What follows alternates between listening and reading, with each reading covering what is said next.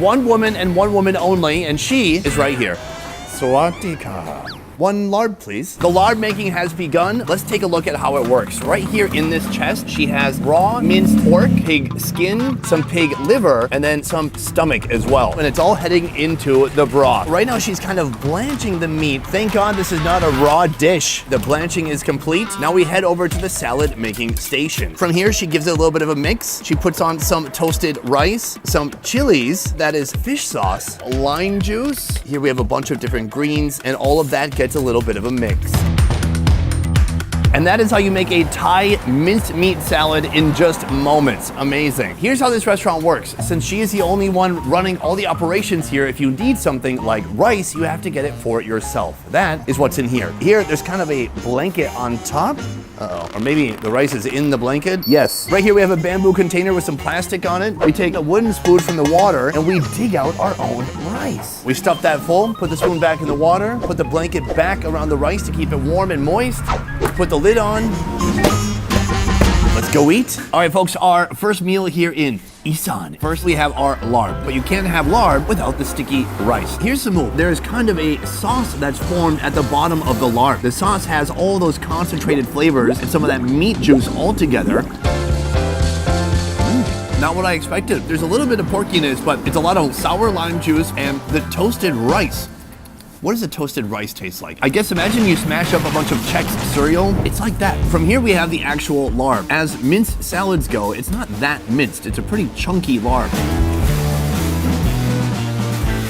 Wow, bold, new, and different. You're getting all the flavors that she added to it, but underneath, we've got liver, stomach, skin, all of it together. It's a pretty intense bite. Northeast Thailand is known for its intense flavors. Here are some of the ways that food here is different from other parts of Thailand. I looked it up on my phone, hold on.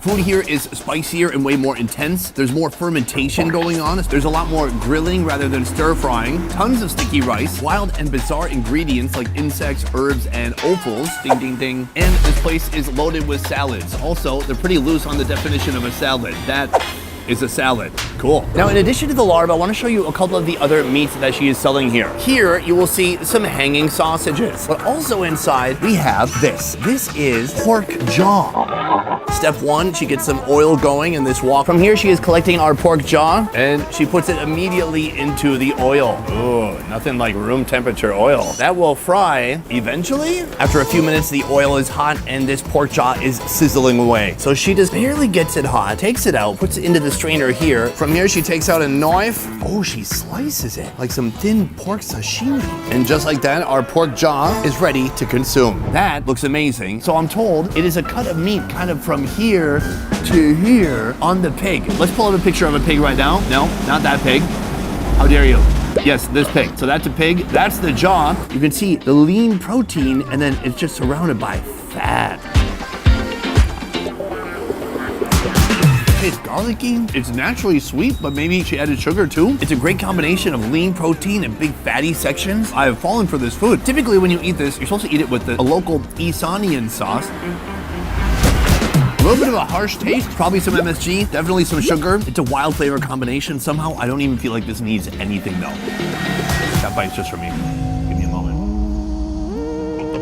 Oh yeah. Now let's talk about price. The rice here is 62 cents. This is $2.16, and this is the same. So pretty good prices for a load of protein. But we have a lot more to see, and our budget has a long way to go. Let's keep moving. Exploring Thailand's streets is one kind of chaos, but getting injured back in the USA, well, that's another. I've seen a lot of wild things on the road, but nothing more wild than what some people go through just trying to get a fair payout after an injury. When you're injured in an accident, the last thing you want to do is jump through hoops, fill out endless forms, or wait for weeks to hear someone say, "We'll get back to you." Morgan & Morgan isn't built like that. They've recovered billions for more than 500,000 clients. In one case in Florida, the insurance company offered $350,000. Morgan & Morgan got them $12 million. You can file a claim from your phone. No hassle, no stress. Listen, there's a reason I won't eat warm ceviche in Peru again. Just like there's a reason Morgan & Morgan is America's largest injury law firm. If you're ever injured, you can check out Morgan & Morgan. Their fee is free unless they win. You can start your claim now by clicking the link in the description or scanning the QR code on screen using your phone's camera. Now, back to the show. We have just arrived now at a place known as Kumhai Market. This is about 200 meters of alleyway, and on either side you can find unique and often exotic foods like what you see here. This is a vendor selling all kinds of ant-related products. This is not just any type of ant, it is the weaver ant. They're called weaver ants because instead of making nests in the ground, they climb up trees and they kind of weave the leaves together to make a nest in the branches of a tree. Those, my friend, are ant eggs. Can I take this one? Yeah. Thank you. Oops, I dropped some. Looks appetizing. You can see the ant eggs, but you can also see like barely formed ants, and then you see some other ant chunks. It's best not to examine it too closely. Cheers. A little earthy, really juicy. The outside of the egg, it's kind of a leathery sack. So much ant juice. It tastes like kind of diluted cow milk that's slightly sour. Listen, for me, I only like my milk from one source, my wife. I mean cows. Here, they're not just selling the ant eggs, they're also selling this. This is a load of weaver ants. What looks very unique about them is their big green booty. They also have a set of wings on there too.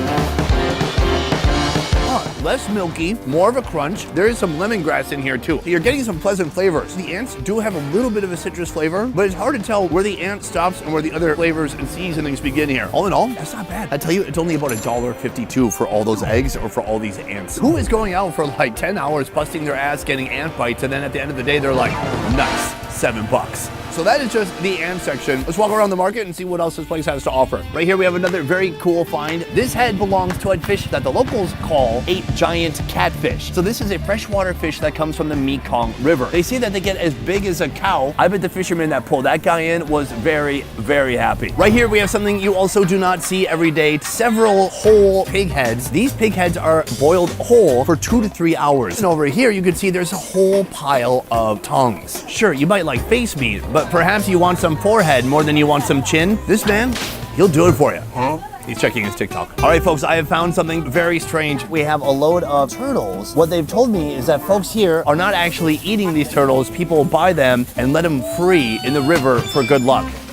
You buying that? Me either. As we move down, it only gets more strange. Inside of here, you can see these little bitty beetles. These are those beetles that cling onto your clothes and they never let go. No matter how hard you try to flick them off, they just stick to you.